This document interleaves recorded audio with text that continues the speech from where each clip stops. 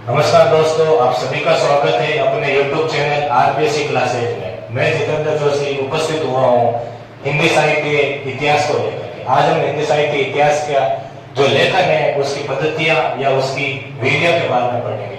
इतिहास लेखन की कुछ विधियां हैं जिसके माध्यम से इतिहास लिखने का इतिहास लेखकों ने प्रयास किया है, उसके बारे में हम जानेंगे। इस हिंदी साहित्य इतिहास लेखन की जो पद्धतियां हैं, विधियां हैं, तो वो 3 प्रकार की विधियां हैं। वर्णात्मक या वर्णानुक्रम भी जिसे हम कह सकते हैं। दूसरी जो पद्धति है उसका नाम है कालानुक्रमी, जिसे हम समय अनुसार भी मान सकते हैं। तीसरी जो पद्धति है वो विधेयवाद या पद्धतिगत है। तो सबसे पहले हम वर्णात्मक या वर्णानुक्रम पद्धति के बारे में पढ़ते हैं, जिसके अंदर सबसे पहले कवि परिचय के हिसाब से इतिहास ग्रंथ लिखा गया। कवि परिचय में यानी इतिहास ग्रंथ में सबसे पहले उन कवियों के बारे में लिखा गया जिनका नाम वर्णानुक्रम से था। अंग्रेजी इतिहास लेखन का जो काम किया है इतिहासकारों ने, उन्होंने अंग्रेजी वर्णमाला का प्रयोग किया, और जो हिंदी में इतिहास लिखने का जो काम कर रहे थे इतिहास लेखकों ने, उन्होंने हिंदी वर्णमाला में कार्य किया। अंग्रेजी वर्णमाला में ABCD आप जानते ही हो, जैसे वैसे ही हिंदी के अंदर भी अकार आदि क्रम के अंदर अ और फिर स्वरों के बाद में व्यंजन वगैरह, आप ये क्रम जानते ही हो।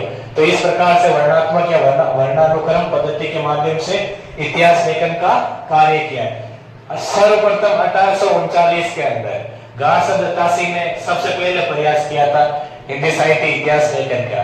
फिर इनके बाद में इसी पद्धति के अंदर, वर्णात्मक पद्धति के अंदर, हिंदी के अंदर अकार आदि क्रम के अंदर शिवसिंह सेंगर ने 1883 के अंदर सर्वप्रथम प्रयास किया था।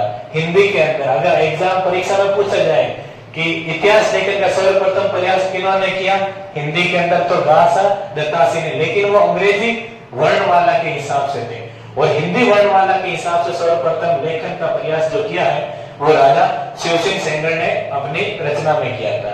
उसके बाद में हम कालानुक्रमी पद्धति के बारे में या विधि के बारे में जानते हैं। इसके अंदर लेखकों का जन्म के हिसाब से इतिहास ग्रंथ में उन्हें दर्ज किया गया। इतिहास के कालखंडों को बांटा गया लेखक या कवियों के जन्म अनुसार। इसके अंदर सर्वप्रथम लेखन का जो प्रयास है वो जॉर्ज ग्रियर्सन ने अपनी रचना में किया था 1888 के अंदर। फिर इनके बाद में मिश्र बंधुओं ने 1913 और 1934 के अंदर मिश्र बंधु विनोद ने लेखन का काम किया, जिसके 4 भाग थे। 1913 में फर्स्ट, सेकंड और थर्ड भाग रिलीज हुए, फिर 1934 के अंदर फोर्थ भाग प्रकाशित हुआ था।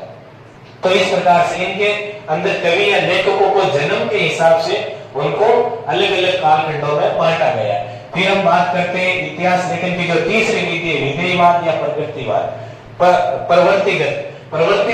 प्रगतिगत के अंदर ये होता है कि कुछ भी सामाजिक परिस्थितियां होती है तत्कालीन समय की, हमें यह पता करना होगा कि तत्कालीन समाज के अंदर कैसी परिस्थितियां थी, उसके हिसाब से ही साहित्यिक प्रवृत्तियां आई। अगर तत्कालीन समाज में राजतंत्र था, राजाओं का वर्चस्व था, तो उस समय रासो जैसे साहित्य हमारे सामने आते हैं, और साहित्य भी वैसे ही लिखा गया, रासो साहित्य है।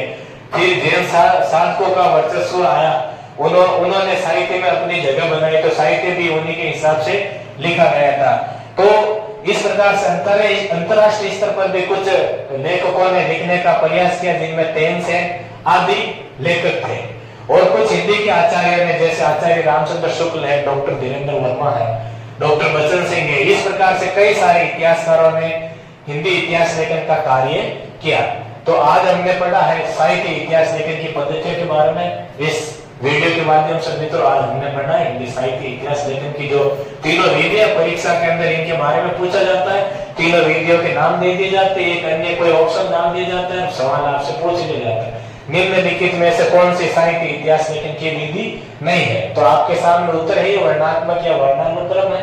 दूसरी जो पद्धति है वो कालानुक्रम पद्धति है। तीसरी जो पद्धति है वो विधेयवाद है या प्रगतिवाद है, यानी प्रगतिगत, यानी कि प्रगतिगत के अंदर ये होता है कि भाई समाज के अंदर कैसी स्थितियां थी।